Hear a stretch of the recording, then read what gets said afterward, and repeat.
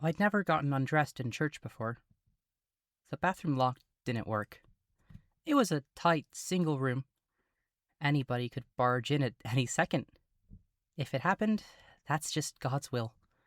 The crushing humiliation of being seen in my briefs would be more than deserved. I had loved to swim as a boy, in rivers, pools, lakes, whatever water I could find. Sinking in, letting the cold envelop me, take me away, submitting to the shifting waves. Wherever water whisked me to, I would accept. It was a familiar comfort, though I could hardly stand the culture.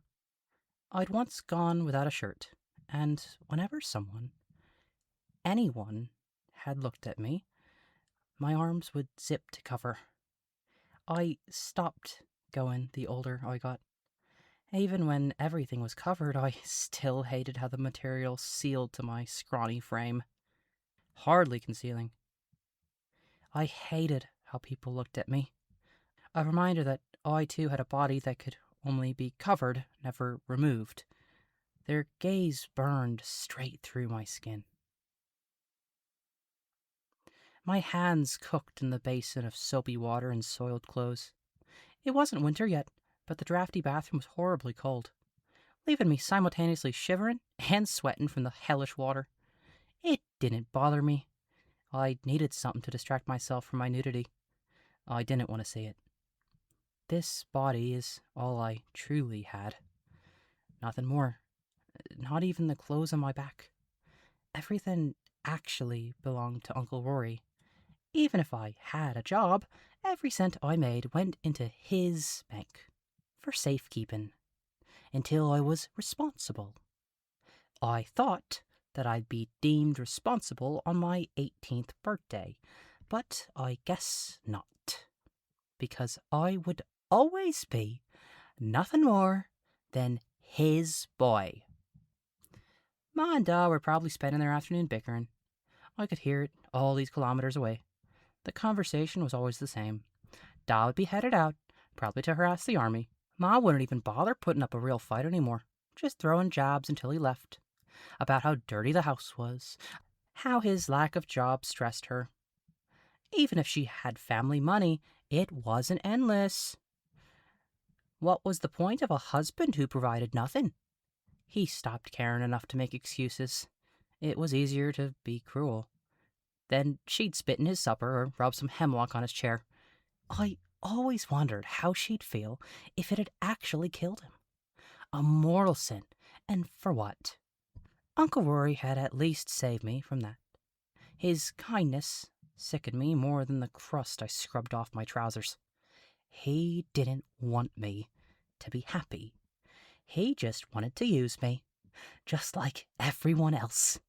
I was a dollar sign, not a person. Ma's favorite plant had grown hideous and unruly, whom he'd taken up watering. If he didn't love her, he'd had let me wilt and die like every other person he meets. He doesn't even have real friends. They're business friends, he says, because that's what he worships. Not God, not the government. No, all he cares about is the number in his bank. I thought I could respect that more than Da, but at least he'd slip 50p in the donation bin. They were the same. All of them. Da would break bread with anyone orange enough, Ma Catholic enough, and Uncle Rory, well, you just had to be rich enough. What a selfish, greedy pig. He couldn't even stop smoking around his lifelong business partner who's feckin' asthmatic. I pulled my clothes out from the sink, squeezing off the water best I could. I turned to hang them up on the towel rack to dry for a moment. You may need to lift all 7 days with how scrawny you are. Now it was the time to scream. I hadn't even heard the door. He stood so close behind me, I'd almost walked right into him. I didn't make a sound. I couldn't. The littlest lamb approached by a hungry farmer, body tingling with the need to run, yet locked in a tight barn, at the mercy of its looming owner. a man whom had only shown kindness thus far. Poison bubbled inside me. This was too much, too weird. All I'd done is embarrass myself on 3 separate occasions, and yet he was here to ogle me change? What other reason could he possibly have besides... No, he would never crave such depravity. I trust you. My arms didn't shield. His gaze didn't burn my skin. I don't think I'd ever felt so comfortably exposed. Meeting his eyes was natural. Easy. He wasn't like any of them. Vincent was special. He didn't truly worship anything, aside from God, of course, though it was clearly a healthy amount, not like Ma. He truly cared about other people, about his country, about safety. He cared about me. My comfort made me sick. Swimming in private pools left me a trembling mess, yet nearly nude as another man was just fine. Not to mention we were in church, for goodness sake. What a grotesque perversion. His mismatched gaze stayed glued to me, calculating. No clothes to slip off with his eyes, yet he did it anyway.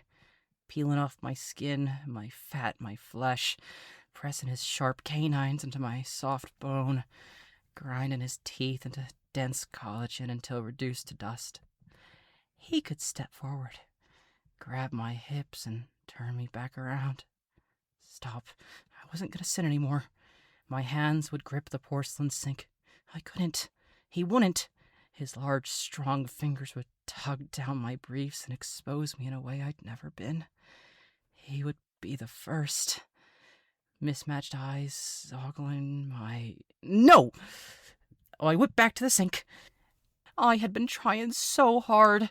Ever since I stolen the cigs, I'd held it all in.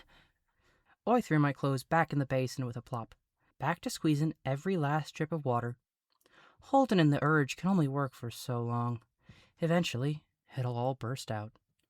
I wanted to apologize for my sins, the stolen gift, my touch, for my nudity, the rancid thoughts that consumed me. I held it in. He did not like apologies. His silence was deafening. I glanced at him in the mirror. Multicolored eyes stayed stuck to me. Oddly enough, it made me crave another ciggy. After a few drags, it kinda sorta flowed down into my lungs. Almost natural. And at the very least, if I threw up again, I could rid myself of this incessant nausea. I would offer to leave, so you can use the toilet, but... Oh, no, I don't have to. I squeezed my pants so hard in the sink my knuckles were white and my nails dug into my palms. If I trusted him, I had to let him show me why he was here. I couldn't assume the worst, that the looming farmer was here to eat me, when he'd never so much as show me a cleaver. So you're just gonna wear them wet? My eyes shot down to my briefs. Had I... No, of course, the wet pants side continued ringing. I laughed. Well, it was that or be covered in sick. Damp will smell okay. You could just head out. With him? I hoped he realized what it would mean if he took the cleaver off the wall and entered my pen. I stood up straight, staring at him in the mirror. Tch! Skipping mass is a mortal sin. Not damning myself over a little sick. What a frivolous risk. I felt like Ma saying all that. Not to mention the fact it was a lie anyway. I didn't need to go a second time. I hoped Vincent would look past the lie and saw my warning. I didn't want to sin anymore. I couldn't. I'd done so much damage already. Though if Vincent were the one to grab me, if he pushed me onto his bed and yanked off my trousers, if he were to sodomize me, it's not as if I were the one committing the sin. That would be him. But would he know the depravity he'd be committing? The sin he was fallen victim to?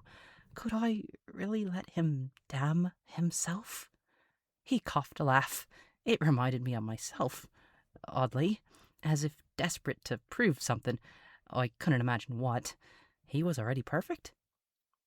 I'm testing you, though I'm not surprised. I'd figure you'd know better. My heart skipped at that. Annoyingly so. It was a simple compliment. I told you, my faith is very important to me. My pants were almost entirely dry, not a drop of water rolling out anymore. Yet I squeezed. Did he mean all of it? Had he barged in here just to make sure I wasn't a homosexual? And I passed? Though I'm sure it doesn't seem that way. I make such sinful choices so often. You seem very Catholic to me. It sounded weirdly like an insult. Odd, coming from a godly man such as him. I interpreted it as a compliment, even if he'd inflected wrong. Really? Thank you, Mr. Whitman. I appreciate that a lot. I do try, but, we all live in sin. My stomach churned. Some more than others. My pants unfurled. I always rushed to cover up, yet no discomfort begged me to. In fact, the exposure kept me safe. Suddenly so warm, like a hot beach day with the sun cooking my back. I wanted to stay exposed. How repulsive. Damp pants slid up over my legs. It was a dreadful feeling, like pulling on a cold wetsuit. Vincent gave an odd sound, like a groan and a sneeze. Bless you? I was stretching. He had not moved an inch. Had I not passed the test after all? Why was he staring at me, enjoying my nude body in the way a man admires a whorish girl? I really did not appreciate how that consideration made my body's reaction worse. I snapped my belt into place. His stare reflected through the mirror, tearing through me with that same look of fascination. Satisfaction. The look of an audience member who thought my joke was funny, though not funny enough to laugh. I could see his eyes low on my body where my pants were now snug. He removed them again, in his mind, of course, yet I still refused to believe the one and only Vincent Whitman was staring at me for that reason. Alan looks at me like this sometimes. What the fuck? My cheeks heated. Oh, what a weird thing to say about the man who's technically my boss. And, uncle? At least according to him. Oh, I didn't dare turn around. My pants were too tight to hide the embarrassing imperfection. Not naked, I mean, sizing me up for the audience. Vincent laughed. Of course. That's all I was doing. I was incredibly relieved to hear that. My fantasy was repulsive. Only the devil wanted me to partake, to crave it. Though I could say no. I could reject that. I could accept the reality that Vincent Whitman saw me as a piece of camera-ready meat. Just like Alan, just like Uncle Rory, I was not sexual, not until I got married to a woman. For now, I could only be a sexless, innocent boy. Oh, thank goodness. It was only a whisper. I hadn't meant anything by it, but that was the wrong thing to say. Again. His face heated a deep red, arms crossed, mismatched eyes snapped to meet me in the mirror. What? Did you think I was a fucking fairy or something? Sizing you up, planning to fuck your tight little ass. Come on, Rowan, use your damn head. I'm not a homosexual. The dirty, jagged words made me want to cry, but the phrasing only confused my sensitive, stupid body more. The dirty, jagged words made me want to cry, but the phrasing only confused my stupid, sensitive body more. Was that the first time he'd used my name? I turned back around as I got my shirt on, really trying to focus on thoughts that would bring me toward the light, toward God. I cued into the music spilling in through the door. I would not overthink this. He'd said it directly. I could be done now. I had my acknowledgement, my answer. But did he really think I had a tight little ass? No, I had to stop. I had to focus. I had to get dressed and go attend Mass. It didn't matter that he was there with me.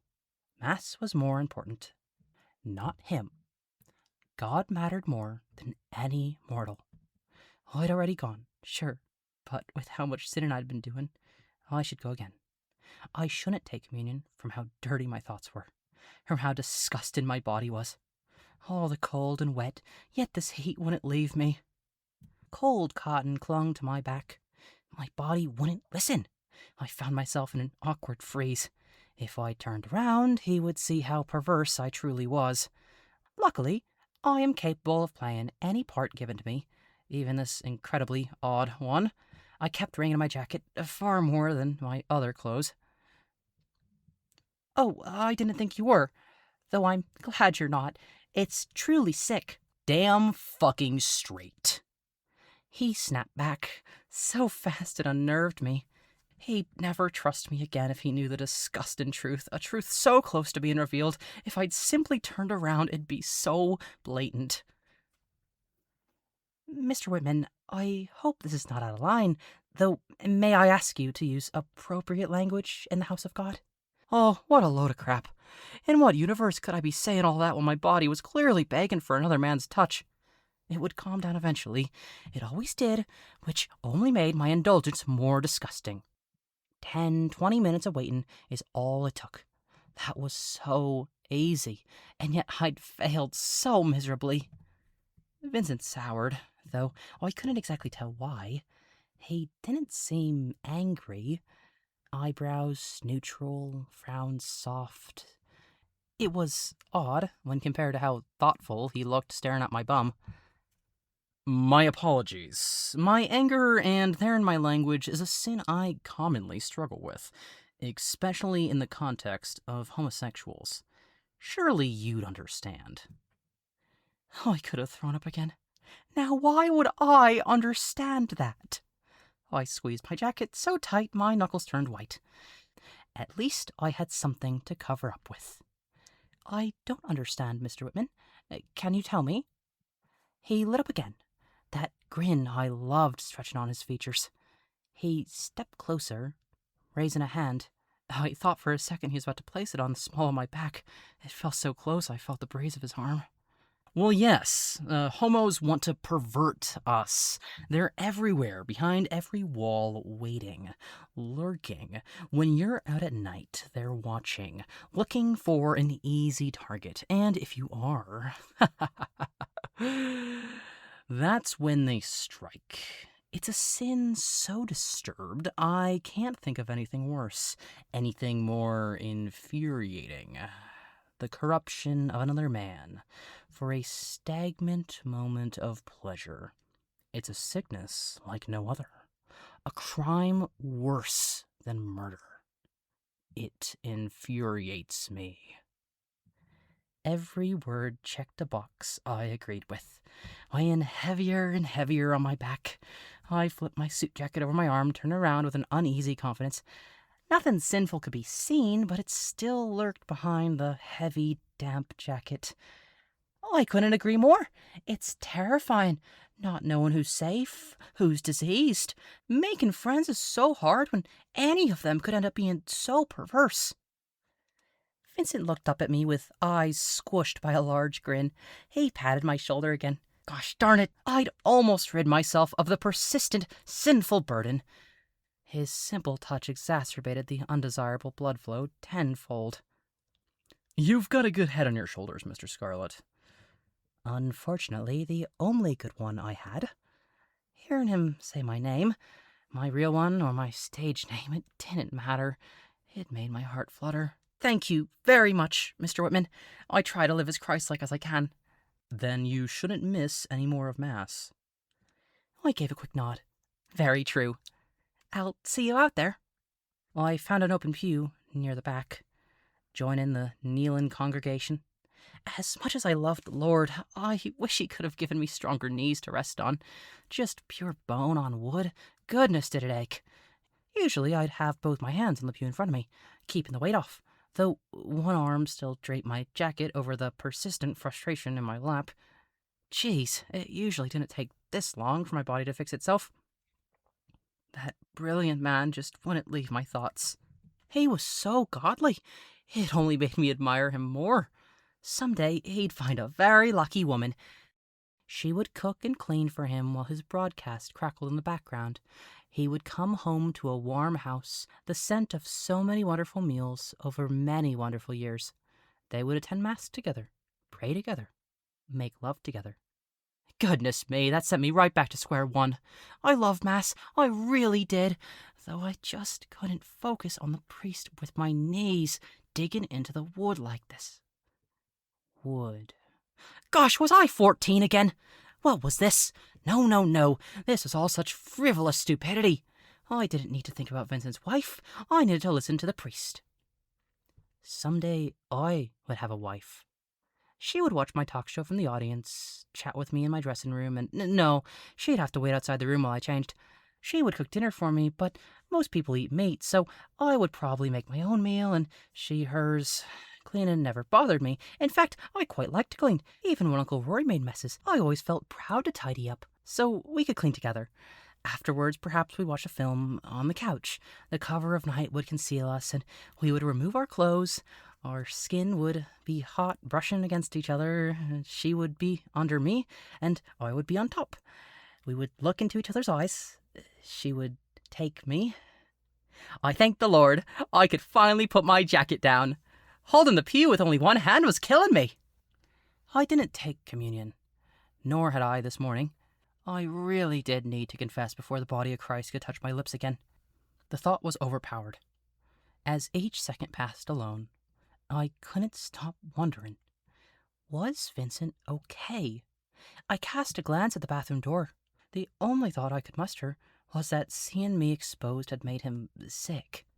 Had he noticed my shameful excitement? The organ chimed a closing song, and the pews began to filter out. It always impressed me how fast a church could empty, yet no movement from the bathroom door. I went to it, trying to listen. My hand rested on the old wood, so thick I couldn't hear a thing. It had no lock. My hand rapped. You all right? By the time I'd asked the question, everyone was either gone or in the basement to exchange sweets. Vincent's stumbling was loud enough to seep through the heavy wood. Yeah, obviously.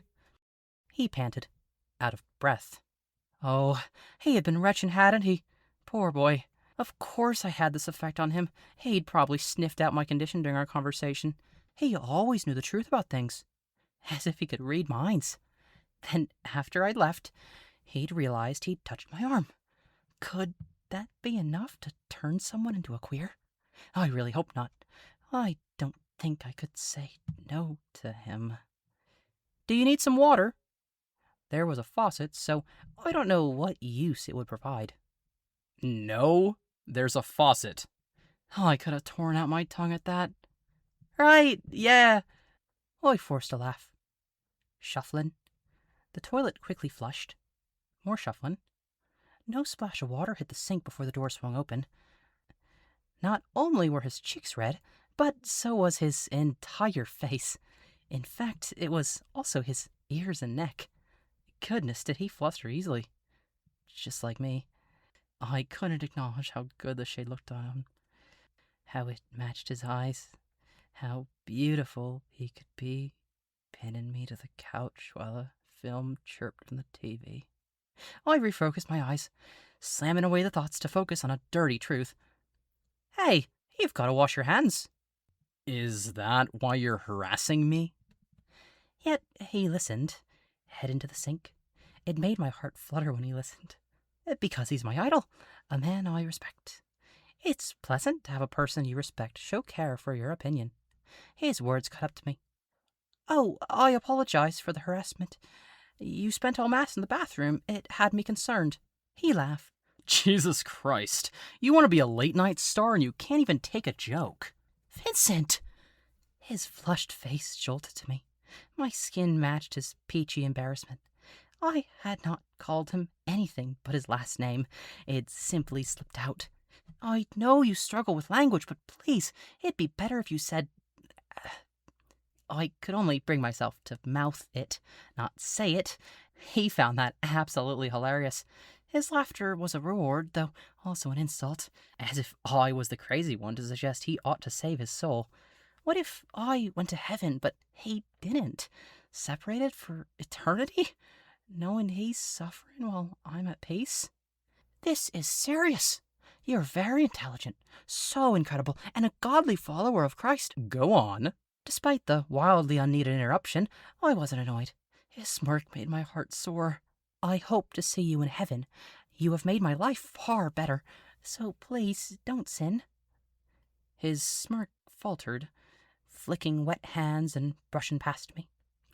Good to see you, Mr. Scarlet. Thank you for coming. The congregation appreciates it a lot. Wait. He didn't stop. I followed. Is this because of what you saw? He arched an eyebrow.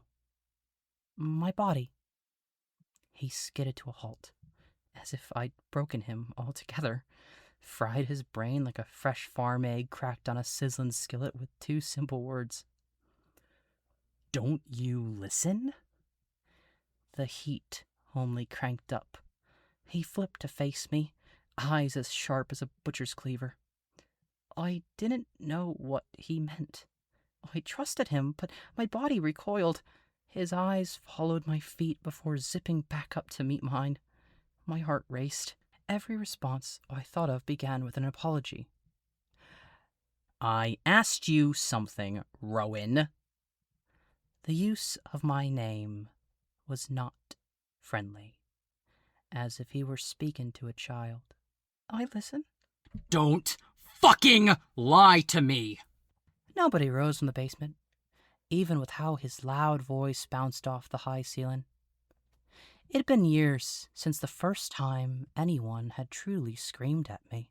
I could count on one hand how many times Alan's vicious anger was pointed at me, though the first time it'd been my fault. Uncle Rory had got me cast for a commercial, but neglected the fact I couldn't physically get to the location. Alan had always been happy to drive me places. Sky's the limit, he'd say. His car was so fancy, a shiny burgundy convertible. He looked so cool when he put sunglasses on and drove with the top down. I'd been nervous and asked to stop for some hard candies. The pungent sour always helped calm my nerves. Uncle Rory would have argued about the price, as if I wasn't making him money too. Though Alan always doted on me, even if I wasn't making him a single cent. He even let me stay in his car when he went inside the gas station. Left the keys dangling from the ignition. I didn't want to drive it.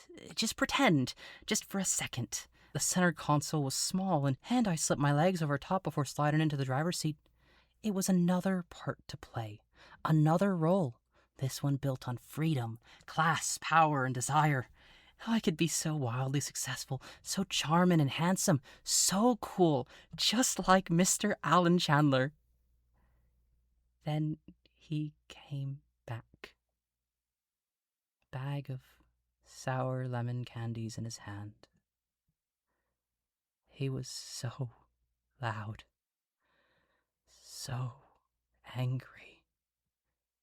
I could hardly hear his words. I'd scrambled over my own legs, fallen back into my seat. What a gross encroach upon his space. I hadn't cried even as his words continued to slice all the way to the studio. I still aced the role. He went back to normal when I came out. He was waiting for me. Yet I couldn't trust his car anymore. It wasn't cool anymore. His false golden teeth twisted into long, slobbery fangs, short, chunky hands bursting into deadly claws, eyes gleaming red. So I don't know why Vincent did not mutate. His flustered, angry face did not scare me. My nudity disturbed you. I have listened, and I know you dislike apologies, though if there is another way I can make it up to you, I will. His eyes twitched, as if about to snap again, perhaps laugh, maybe even cry. The vein bulging in his forehead smoothed. as did the tension in his entire body. Actually, there are quite a few ways for you to make it up to me. I tried to fight the rush of praise soaking in my skin like perfectly warm spring water. Whatever I can do, I will. There was no limit, no restraint. Whatever he asked, I would accomplish. Anything for Mr. Vincent Whitman.